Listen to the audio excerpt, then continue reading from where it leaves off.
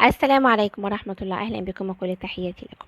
حكم العلاوات الخمس لأصحاب المعاشات، آخر أخبار العلاوات الخمس. في البداية أرجو منكم الاشتراك في القناة وتفعيل الجرس وعمل لايك للفيديو ليصلكم كل جديد من حديث المدينة.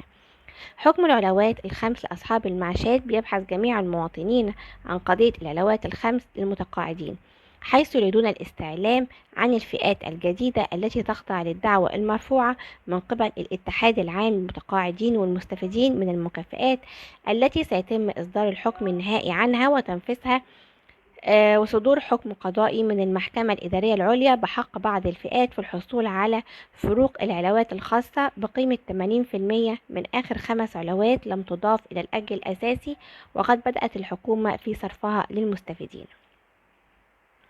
وعقدت المحكمة الإدارية العليا بمجلس الدولة أمس الاثنين الموافق 21 أغسطس 2023 جلسة جديدة للنظر في قضية العلاوات الخمس لأصحاب المعاشات، والتي تطالب فيها الدعوى المقامة من الاتحاد العام للمعاشات من الحكومة بتدبير الموارد المالية لصرف العلاوات الخاصة، والتي تقدر بنحو 80% ومن الجدير بالذكر أنه لن يتم صرف العلاوات الخمس لأصحاب المعاشات إلا بعد صدور قانون جديد من مجلس النواب تنفيذا للحكم فور صدوره، إذا كان نهائيا وواجب النفاذ وفقا لما حدث عند الحكم الصادر في 21 فبراير 2019.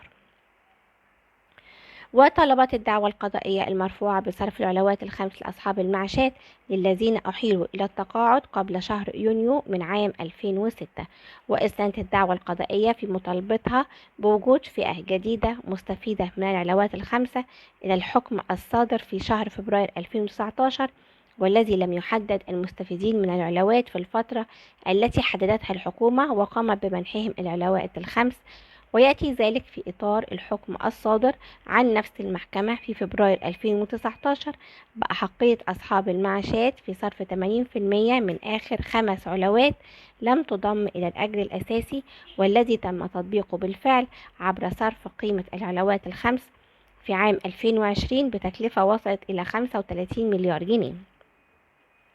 أما عن شروط الحصول على العلاوات الخمس، لن يتم صرف العلاوات الخمس لأصحاب المعاشات إلا بعد صدور قانون جديد من مجلس النواب، وذلك تنفيذا للحكم في حالة صدوره، وإذا كان نهائيا وواجب النفاذ.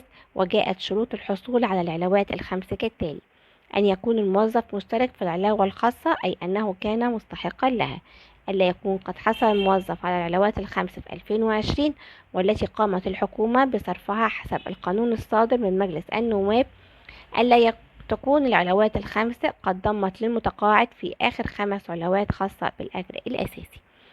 وقد أعلنت وزارة التضامن الاجتماعي أن موعد صرف العلاوات الخمس لأصحاب المعاشات سيكون في 2 سبتمبر 2023 بدلا من 1 سبتمبر 2023، وتم تأجيل الموعد ليوم 1 نظرا لأن اليوم الأول من سبتمبر يصادف عطلة رسمية، وبالتالي سيتم صرف العلاوات في اليوم الموافق للثاني من سبتمبر.